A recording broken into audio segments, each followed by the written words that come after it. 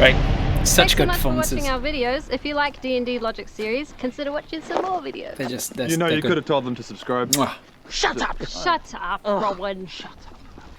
Tamika and Phoenix just, they work together so well. Such good performances. I noticed it right from the beginning. I got Tamika in to sort of read for a couple different roles. I got to read for Bard and for Ovak.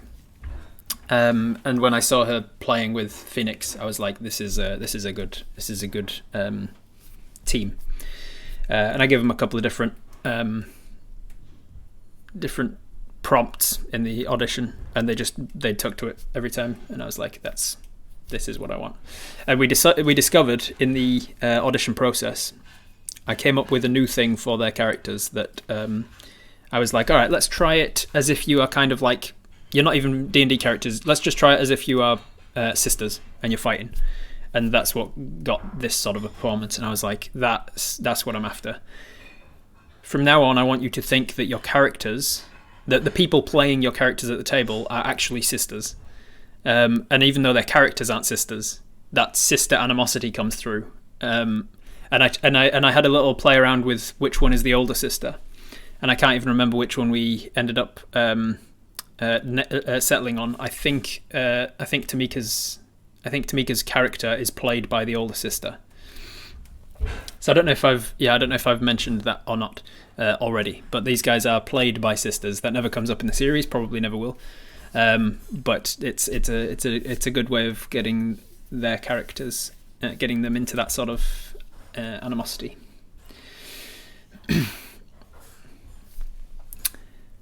Why is it produce flame, not cast flame? Because the spell that she's casting is called produce flame.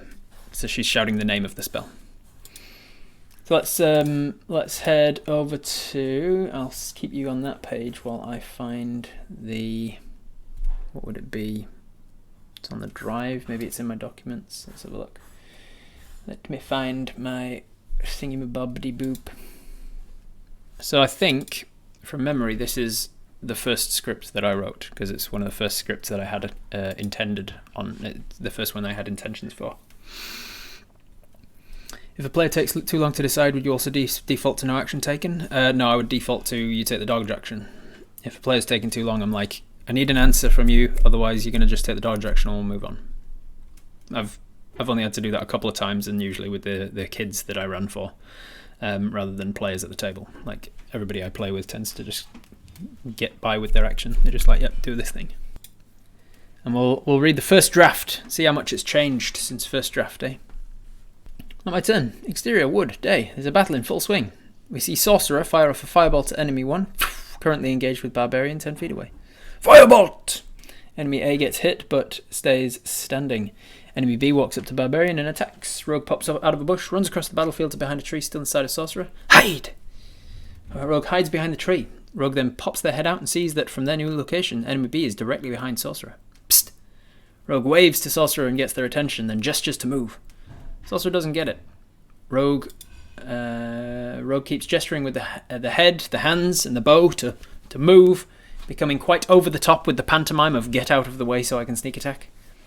Still not getting it, Rogue finally whispers, if you step aside I can shoot that guy from here, and I'm hidden so I'll get to add sneak attack damage. Sweet, will do. Sorcerer doesn't move. Well, what? Move. I will. Now, what? What do you mean, what? Just goddamn move. I will. Now, what? What do you mean, what do I mean? What? Move! Get out of the way! How many more ways can I say it? What are you waiting for? It's pretty much exactly the same. You want me to move right this second? But it's not my turn. What the nine hells are you talking about? What are you talking about? It's not my turn. It's not gotten to me in the order yet. I'm still waiting for my time to act. How many more ways can I say it? Mocking from before. Okay, let me come at this another way. Are you doing anything right now? No? Okay, blah, blah, blah. Same as before. You've taken the dodge action. Great, thanks, friend. Oh, look, it's my turn. Firebolt. Well, what? Shoot him. I can't. It's not my turn. So because this was one of the ones that I thought of immediately, this is one of the sort of... Lex, thank you very much for joining the party with Prime. This is one of the ideas that I had before we even started D&D Logic. This is something that was prompted, inspired by D&D Avernus, the Viva la Dirt League Descent into Avernus campaign that we ran on their main channel. Towards the end of that, in the final episode maybe, There's a moment where Barad-dûr wants to strike a lightning bolt at a particular object, and Bodger is in the way, and he says, "Get out of the way! I'm going to hit you with a lightning bolt." And Bodger says, "It can't. It's not my turn."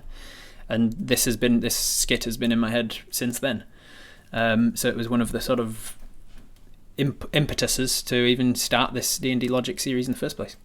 So as you can see, it hasn't really changed much. Sorcerer became Druid, as I've said on previous ones of the behind the scenes. Sorcerer, the names that I was sticking in didn't really matter all that often. I was just like putting them as placeholders for the class. It could have been any class. Sorcerer turned to Druid because Sorcerer ended up disappearing. There's no Sorcerer in Season 1. So Sorcerer became Druid. I decided that Sorcerer and Rogue were going to have this rivalry, so that obviously became Druid and Rogue. It was important to me that right from the beginning that the turn order makes sense. So Rogue is still taking her turn, and then the turn order continues to make sense all the way back until Rogue can't go because it's the Druid's turn again. So that was a fairly easy one to keep in your mind for this particular writing of the script. The only other thing that changed is Rogue doesn't speak in game terms. So she says, "Oh, I'm hidden, and I can use that to my advantage to get sneaky damage or something." So she doesn't talk in like game terms. She doesn't say sneak attack, or she doesn't say I have advantage on the roll or anything that Rowan would say. One of the things in the comments I saw under the video is that actually rogues would get sneak attack anyway because the bad guy's in melee with the barbarian, which is true, but that doesn't grant rogue advantage on the attack. And she says, "I'm hidden, so I can use that to my advantage to get sneak damage." So shooting someone from her current location, now that she's hidden, she has advantage on the attack, which she wouldn't if she hits from where she was. She would have got the sneak damage, but she's less likely to hit because she doesn't have advantage on the attack. I don't think anything else changed. Like pretty much, even the wording and everything, it was pretty much the same. I cut some stuff out and just allowed them to just like play with it. I was like, you can just go with it however you want. You can just go with it. Do what you want to do. And I basically told them, as you can tell, I was like, just imagine Rowan and Ben in the PUBG series. This is the sort of relationship we're going for. A lot of people commented that, so kudos to Nix and Tamika. What, the relationship of them being sisters?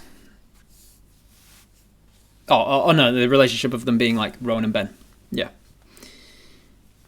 That's a lot of people have picked up on that, been like, oh, it's like a female Rowan and Ben. That's what we were going for. Let's watch it again, and I'll stop and start and talk about it. Flame! Produce flame! This is an extra. This extra is a professional actor and a good friend of mine called Adrian Hook. He's worked with Viva La Dirt League before.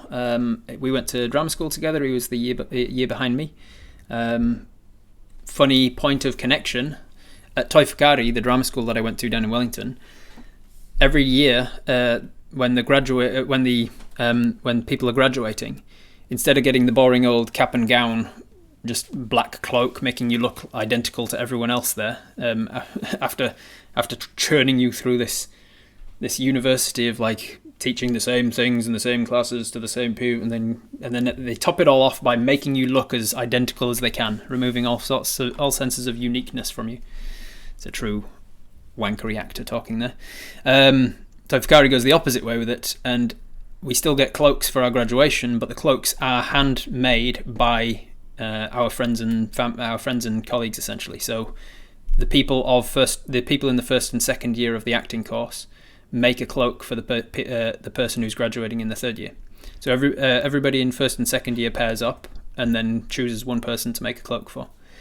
And Adrian and I made a cloak for Emmett, who's playing the Goliath Barbarian in this series. So came together nicely. Emmett was, I don't know if he still is, but he was a big fan of Batman at the time. So Adrian and I made him a full-body Batman suit as his cloak. We got 2 pairs of black tights and stitched them together around the ankles, and then stuffed them with padding, and then sewed muscles sewed like the lines of muscles into them. So he had like huge big calves and like huge big thigh muscles and shit. And he could just about put these tights on, and he's a fucking huge 6'6" dude or whatever. So he's putting them on the day. He ended up with like that much of his leg showing underneath the tights. And then we did the similar thing, but for his top and a big Batman logo on the front of it. So that was cool. And then when I graduated, Adrian made my cloak, and I was a big James Bond nerd, and so he got me a suit jacket. Inside the pocket of the suit jacket, he gave me a plastic dart gun that he'd spray painted gold to be a golden gun. And he gave me like a proper cloak that was really nice and lined. I've still got it down at my parents' place in Pukekohe. It's lined with a Union flag. And on the back, it's got the barrel of the James Bond barrel at the start of every movie, and he's photoshopped my face onto the James Bond silhouette. So I'm James Bond shooting down the barrel of the gun. It was fun. And while I was doing my little catwalk across the promenade to get my award, I was wearing this cloak, and I knew where my parents were sitting in the audience. And I turned and did the James Bond shoot with my dart gun. And it went over the audience and it hit Lizzie. And Lizzie and I had been dating for like a month by this point. And it was like, bam, dead eye, golden gun. Does he know that James Bond was not the man with the golden gun? I think he knows that James Bond was in The Man with the Golden Gun. So that's Adrian. He's a cool dude. He's also a theatre actor. He spent a lot of time on stage in Auckland doing Shakespeare plays and things. So it was cool to catch up with him on the day. I hadn't seen him in a while. And he like dodges right out because we were not sure how much of it we'd see from Tamika. So he was like, "Is it okay if I like dodge right out to like telegraph this strike across, make it really obvious?" So he's got good instincts.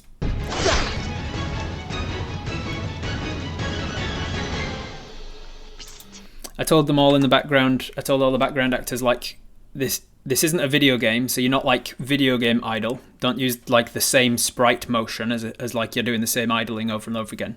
Just be like your normal people that are just in the queue at a post office. So you can just be like waiting, and you're waiting to hit somebody, but you don't need to do like the same motion over and over again.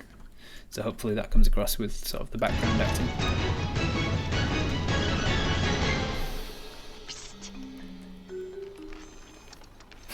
I love her little face. Does a little pantomiming. What are you doing? If you step aside, I can shoot that guy. Couldn't you just shot him from over there? Well, yes, but now I'm hidden and I can use it to my advantage to do sneak damage. You say so. Okay. Well, move. Will do. Now, move now. What? Move! What are you saying? Move! Now! Oh my gosh, What? Move! What? Step aside. Evacuate. Take a step to your left. I don't know. How many more ways can I say it? I've already said that I will move. What I love that in these sorts of close-ups, these sorts of skits, are you waiting for? I have you the can clear get a shot good, right now if you just get your ass out of my way. a good clear sort of look at the costumes that have been created. Like you get this sorts of shot, you can, in this high definition quality, you can be like, really get an idea of all of the designs and all of the layers that we're having to wear. It's pretty amazing costume work. Pretty freaking amazing. Oh, you want me to move right this second? Let me think. Yes, we. But it's not my turn. Everybody just kind of waiting in the background, waiting for their turn. What are you talking about? I mean, it's not my turn, so I can't move. So this was actually the very first skit that we filmed on the on the 3-day filming. The detail on the costume is wonderful. I know, right? Incredible. I don't see why Tamika's position would interfere with Phoenix taking the shot, though. Because she's trying to shoot this guy. So if she shoots, Tamika's in the way. And so there's a good chance that she would hit Tamika trying to shoot this guy. She might be able to get an angle from where she is. She might be able to see this guy, but there's a good chance that Tamika's blocking him and giving him half cover or something. Tamika's body motion, such flair. Yeah, it's good as well. So what was I saying? So this is the first one that we filmed. So I was on set just as the director. It was a weird sort of experience for me. This is my very first time directing. Is this scene? We were setting everything up, and I was there to actually direct shit. It was bizarre. Unfortunately, however, the very next scene was, which other one did we shoot on this day? It hasn't come up yet, has it? We lost that one. Which one? Which other one? We shot the first episode on this day. We also... Oh, we lost that one. We didn't lose 2 from this day, so which didn't... Oh, yeah, because we lost this one, that from this day, but moved it to tomorrow. Which other one did we film this day? Definitely. Okay, that was definitely the one that we lost. We were down to film 4 episodes, and we filmed 3. That one's part of the same one. Oh, Rules Lawyer. Rules Lawyer was the other one that we watched, that we filmed on this day. It's the same location as Rules Lawyer. So you've now seen all 3 skits that we filmed at this location. This one was filmed first, and then Rules Lawyer, and then we were going to film another one which has been moved to season 2 potentially because it was started to rain and it was an outdoor skit and we just couldn't afford to spend the time on it. And so we spent more time filming episode 1 and got episode 1 looking really nice. So because Rules Lawyer was right after this one, and I was in Rules Lawyer, I had to leave halfway through this skit to go and get costumed up in my very comfortable armor, and so I didn't actually see how a lot of this turned out. So I was really grateful that I felt confident that the entire thing kind of revolves around Tamika and Phoenix's acting, and I knew that they could handle it. And for the technical stuff, I had the technical director. I had Sean helping me out. What are you talking about? She's like deliberately pulling out like a Brando or something there, but she's almost Godfather with it. What are you talking about? What is a technical director? So I was creative director. I was in charge of like the lines, the acting, the performances, sort of the staging and things. Technical director is which shots do we need? We need to get this one. We should punch in and get a close up of that one. We need a wide from over here. The technical things. Keeping an eye on the technical shit. It's not my turn. It hasn't yet gotten to me in the order yet, right? I love Margrim in the background as well, just like... It's not my turn. It hasn't yet gotten to me in the order yet, right? Shifting his legs. I'm still waiting for my time to act. How many more ways can I say it? Oh my god, Ovak, okay. Let me commit this another way for your pea-sized brain. I'll give You did the vision, technical Are you director, doing did how to capture it. anything right this second? I'll give you pea-sized brain. Are your legs still working? Ovak does a little jig to show that her legs are still working. Do you agree that it would be beneficial for the entire party if you stood aside so I could shoot and kill that guy? Of course. Great. Then move! Rogue, you have taken too long to act, so you take the dodge action. I saw in the comments somebody was like, "Man, that's a genius idea." I was like, "Oh, that's like an early idea that I heard about when I was looking up like tips for being a better dungeon master and stuff." That's like an early tip. I don't even think to tell people about that anymore. I assume it's already known that like if your players are taking too long, just move on. Just be like, all right, you're doing nothing with your turn. You go into the dodge action. And I knew on the day, this is one of the things that you didn't see in that early script, that first edition. I knew that by the time it came to filming, I had already decided I need to get ahead of the rules lawyers in the chat that say, well, she could have just taken the ready action. That's why you can just delay your turn in D&D and blah blah blah. And so I specifically put in the annoying rules lawyer. Oh my god! Thanks, Ovak. Appreciate it. You know you could have used the ready action, Player's Handbook, page 193. You know you could shut up. And the most funny and ironic thing about that is, didn't deter the rules lawyers. there's still half a dozen comments at least in the first half hour of people saying she could have just taken the ready action. And I'm like, do you not see that I'm representing how annoying you are in the video? There's literally a character that's in there just to show how annoying you are, that's representing you as an annoying person. And you still make the comment under the video about something she should have done or could have done. It's lack of self-awareness to an nth degree. Troll comments, yeah. Rules lawyers be rules lawyering. That's what they do. Oh, just saying. No, just saying. Another fantastic work of the CGI arrow there. There it is. There it is. I love how nonchalant he is about how good he is with the bow as well. Like, yep, there he is. That's some really good work of. There it is. That's some good work of the special effects here, because unfortunately, when you're filming stage combat, you want to leave a huge amount of space between the person who's swinging and the person who's taking that hit, just in case something goes wrong or the prop breaks and actually smacks them or something. You want to give yourself that safety buffer. But to do so, you want to film it from behind the person who's swinging. But because of the nature of where they filmed this from, you can tell that this misses him by a mile. An absolute mile. But because the blood starts here, it kind of makes it look in super quick as it passes real quick. The blood starts misting as if he's just hit him with the base of his axe and then followed through with the rest of his axe, and the blood sprays out to cover that distance between him and the target, which makes it hopefully slightly less obvious that he misses him by a mile. There it is. And it's over and done with in no time at all anyway. My guess is these people pause the video and comment without having finished it. Yeah, quite possibly. Have you noticed if it's the same person making the comments? I haven't noticed actually, followed by. I should write down their name. Go through the frames frame by frame and watch Margrim. Rob, you have another teleporting staff. Yeah, well, he's a wizard. His staff's allowed to teleport. Problem solved. Margaret!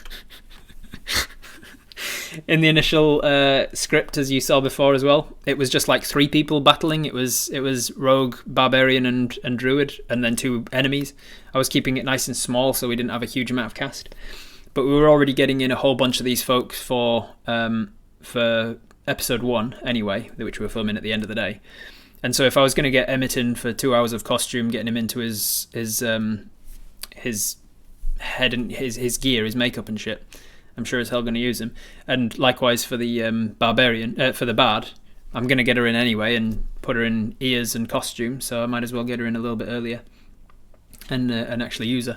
And then so on the day, I just came up with like the extra bit of the order. I looked at the script and went, okay, turn order is currently this, and this. So if I then go this enemy, Margaret, and then the bard, blah, blah, blah. And then I slotted them in. I ran through it to make sure that it still works out and it doesn't fuck anything up order-wise. It can still happen at the table as it happens. And then I said to her, can you improvise some sort of a song? And she was like, gulp. I love that Brit can sing, but a bard can't. Yeah.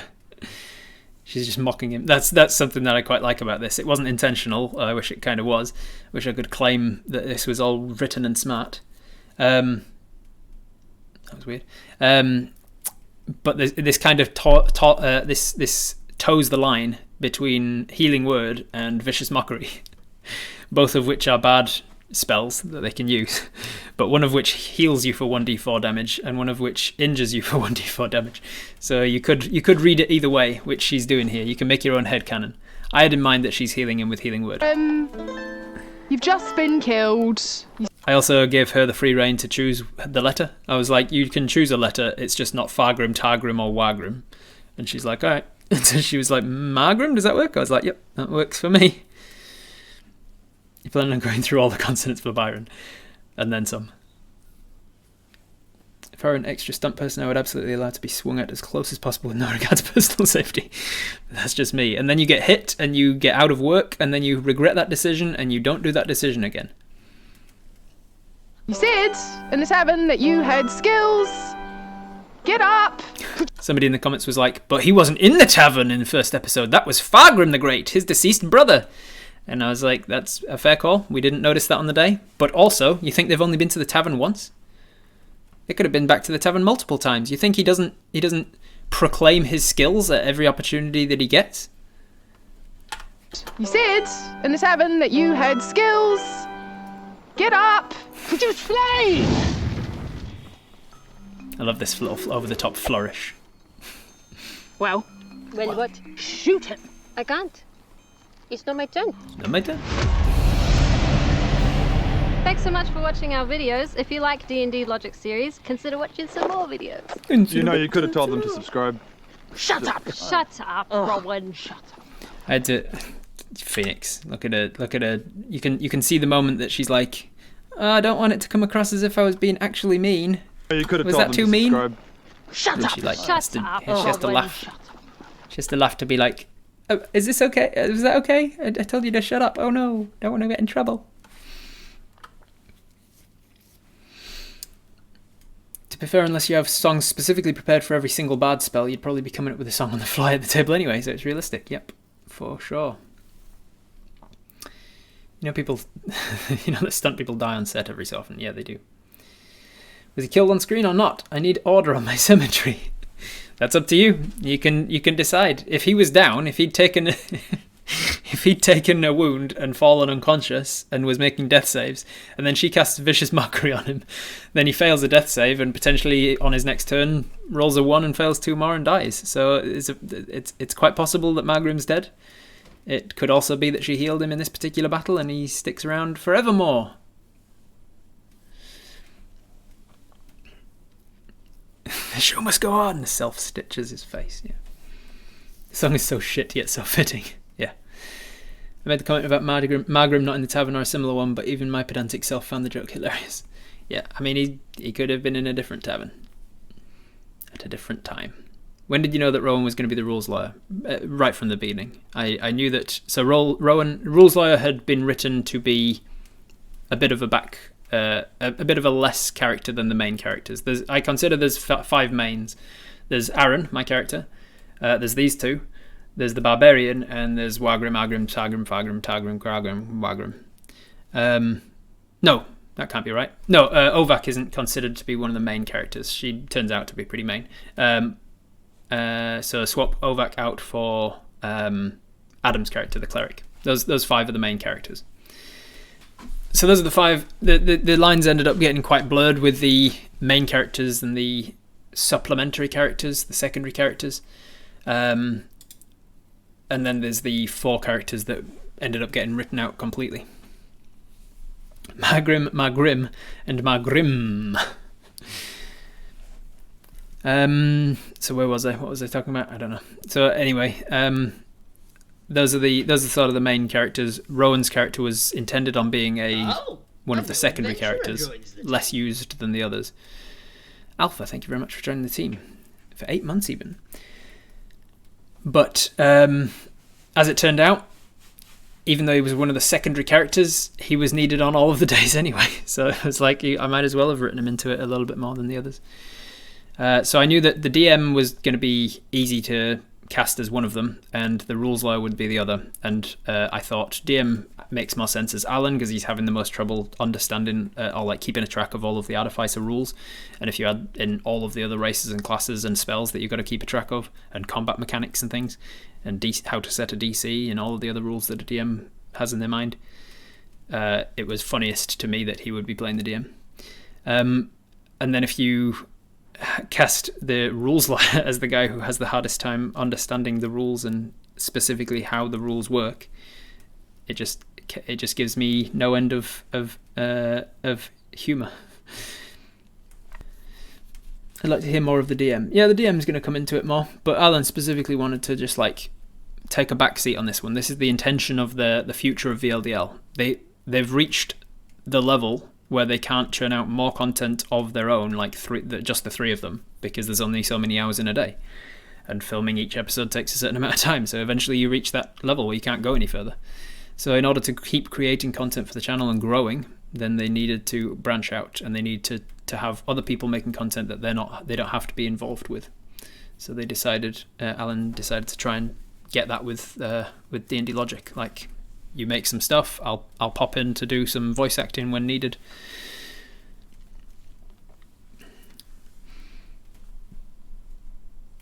Go through all the letters, and then he lands on something like Dave for the finale. Did you assign accents to the character, or did the actors choose? The actors chose, Asmiel. I talked to them about how I view those characters in my world. I talked to them about, like, hey, well, in my world, Goliaths are based on the Giant language, which is based on Dutch, and so I tend to give them a German accent because I can't do a Dutch accent. And in my world, hobbits are based on West Country, and so they would have a West Country accent and things like that. But I said, that's not to say that you have to do that. You can choose literally whatever accent you want. So Phoenix said, can I try French? And I was like, yeah. And she goes, I'm not good at it though, it's not going to be consistent. And I said, that's fine, because you're playing a player who's playing a character. So it may be that your player is not French, and she's just putting on the accent when she's in character, which is what we went with in the end. And there's a couple of times in the series that you see Phoenix's character break character. She talks as her player, and she drops the accent for those moments. And on top of that, who's to say that you're doing a bad accent? Because you're not trying French, you're trying Hobbit. You're trying Halfling. And maybe Halflings speak exactly like that. Maybe that's a very consistent Halfling accent. Who's to say otherwise? Will we see the people around the table at some point? No. That was a hard decision, hard and fast rule that I made very early on in terms of an artistic choice. You're not going to see them playing at the table. Which gives the difficult choice of what to do about the Dungeon Master. And I feel like in later seasons we might change that. 25 babies is quinvigintuplets. I'm having trouble finding 26 on such short notice. There's more than 26 letters though, because you're missing out Stargrim and Quagrim and letters that double ups. Chagrim, Tragrim, Thagrim. It's a funny coincidence that all my characters have my accent. You assumed my character was the DM's NPC. I mean, he could be, I suppose, but no. It would be interesting to cut away to the table for a one-off, like a table flip sketch. Or just the entire world gets flipped upside down as somebody flips the table. Go centuplets and roll out 100 different dwarvish wizards. Centuplets. Can you imagine what the birthing process would even look like for centuplets? It would be spawn at that point. It would be somebody lays like 1 million eggs, and then somebody else comes over and fertilizes them. Maybe that's how dwarves work in this particular world. It just becomes a random word with Argrim added. Oven Argrim, door Argrim, Pix Argrim, Pix Argrim. It's just, yeah, in like season 7 of D&D Logic, he's just like, Dice Argrim. My name's Dice Argrim. My name's Trey Argrim. My name's Pen Argrim. One of my players is going for a Southern gentleman accent for his necromancer, and it's hilarious. We love it so much. Southern gentleman, I do declare, I'm a necromancer. Could be funny that one of the many increments of Margrims actually is a great warrior, maybe in later seasons. Yeah, by the time he's actually really high level. As a nurse, no, just no. I don't know what I was talking about. Oh, they're giving birth to 100 people. Alpha Grim, Beta Grim, Gamma Grim. He gets down to Omega Grim and he's like, God damn it. Is the dwarf Argrim the Kenny of D&D? Yeah. And I've deliberately made it so that you see the first two die and get replaced. And then when that's not the focus of the episode, we don't want to like detract from it. So he's just Margrim. And so anybody only seeing this episode just gets to see him as Margrim, the wizard, going down. Which makes sense. It's fine. You don't have to have seen everything in order to understand that. But if you have seen everything, then you get the added joke of being like, oh, Margrim's a new one, I guess. I guess the previous guy died. There's a fun one coming up maybe next week. I've forgotten the release order of when we're releasing them. I'm pretty sure next week's one, there's a fun like in-joke that only really amuses me. But I think it's really funny. Once he's died enough, the backstory would be amazing. I have been the Alpha Grim and the Omega Grim. Nice. If I had 10 grand, I would hire Rob for a one-shot. Anyone have 10 grand I can borrow? I wouldn't charge 10 grand for a one-shot. 20. For 10 grand, I'd give you like a short campaign. Also, it's also why Byron is orange, right? Why is Byron orange? Oh, because of the Kenny thing. That's complete coincidence. That hadn't occurred to me until literally this second. Yeah, Kenny wears an orange jumpsuit, doesn't he? I was a South Park fan as a kid, but I haven't watched it in 20 years. Do you really rule full cover when an ally stands in the way of an arrow? Yeah. If an ally is directly between you and the enemy, then yeah, 100%. Because any responsible archer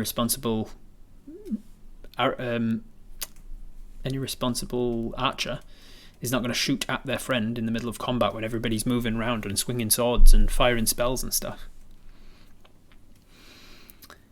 There's videos on YouTube of people of like incredibly proficient archers firing round objects with quite a lot of accuracy and quite a lot of consistency.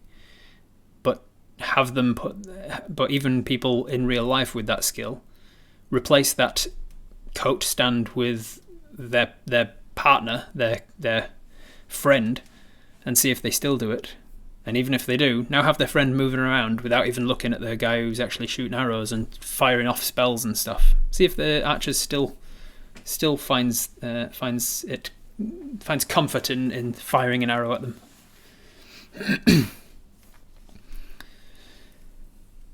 Also, it depends on like the distance. Obviously, if it's like Piggy in the middle and there's like 100 feet between you and your target, and your ally is somewhere in the middle there, then no, because you're going to be firing up and over them. That's fine. But in a situation like this, where you're not going to be arcing the arrow. All right, I'm caught up with the chat. We've been streaming an hour or so. Sorry that it was a short one, but didn't really have all that much to talk about with this one. It was pretty much exactly as it was when I wrote it to begin with. It went smoothly on the day. It was the very first thing that we shot, so there was very few hiccups. We went behind schedule. We got the shots we needed, and all the performances were great. If you want to see the behind the scenes bloopers of this particular episode, you can be a patron of the Viva La Dirt League guys over on Patreon. That's not a self-plug because I don't get any of their Patreon money, so I'm just plugging it because it's a fun blooper reel.